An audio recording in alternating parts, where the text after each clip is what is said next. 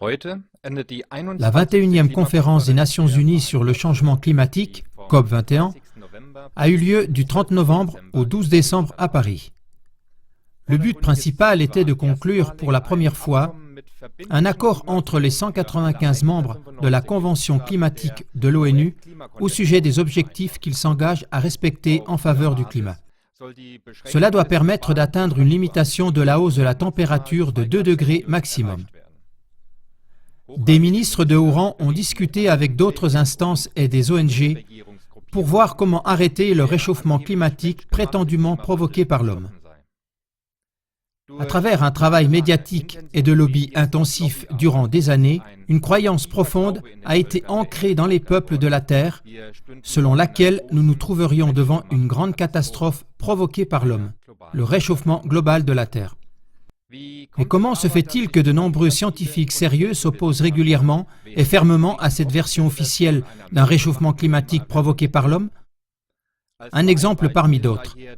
En 2008, dans le US Senate Minority Report, 700 scientifiques se sont adressés au Sénat des États-Unis pour aviser du manque total de fondement des affirmations diffusées.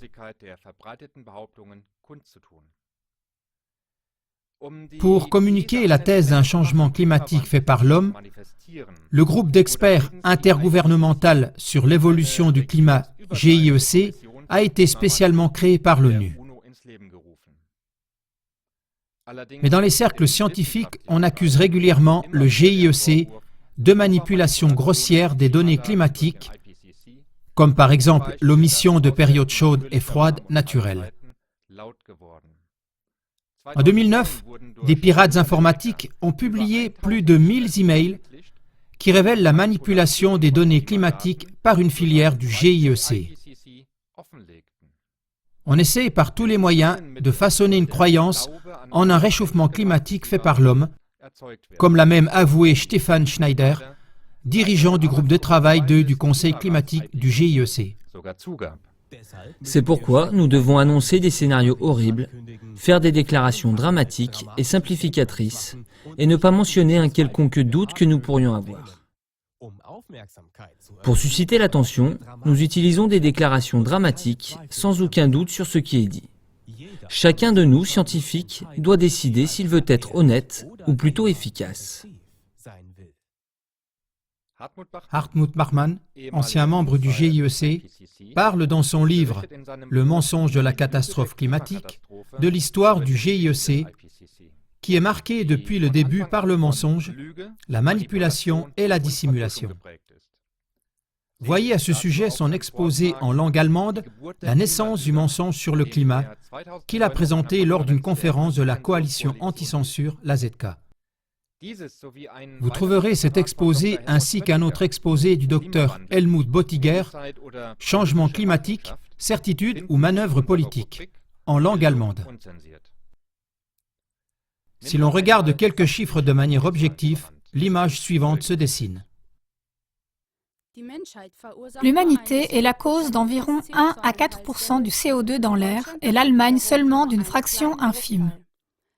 La contribution allemande engloutirait certes des centaines de milliards d'euros, mais ne mènerait qu'à une baisse de la température évaluée à l'incroyable nombre de 0,0007 degrés, comme l'explique le physicien allemand et professeur retraité Horst Joachim Lüdecke. C'est Lüdecke qui est à l'origine de la phrase « Nous n'avons pas besoin de chercheurs climatiques, car il n'y a pas de preuve scientifique que le CO2 réchauffe l'atmosphère ». Dans une publication professionnelle, Lüdecke en vient au résultat, premièrement, que les fluctuations de température du XXe siècle ne surpassent pas celles des derniers 2000 ans. Deuxièmement, que le réchauffement climatique global du XXe siècle a une origine principalement naturelle. Et troisièmement, que l'évolution de la température globale des 250 dernières années peut être attribuée à des cycles naturels. Il n'y a jamais eu de vraies preuves scientifiques d'un réchauffement climatique dû à l'homme. La croyance en une catastrophe climatique ne fonctionne qu'à travers une propagande et un travail de lobby qui englobe tout. Voici deux exemples du scénario catastrophe provenant du magazine allemand Spiegel. En 1986, Spiegel montre une image du dôme de Cologne sous l'eau. En 2015, Spiegel a imprimé l'image de la Terre en flammes. Conclusion. De nombreux scientifiques renommés et neutres évaluent le réchauffement climatique actuel de la manière suivante. Nous venons d'une phase un peu plus froide et allons passer à une phase un peu plus chaude. Cela n'a pourtant rien à voir avec les humains eux-mêmes. De plus, le réchauffement de la Terre n'a rien à voir avec des gaz à effet de serre, mais est fondé uniquement sur une activité solaire plus forte ou plus faible.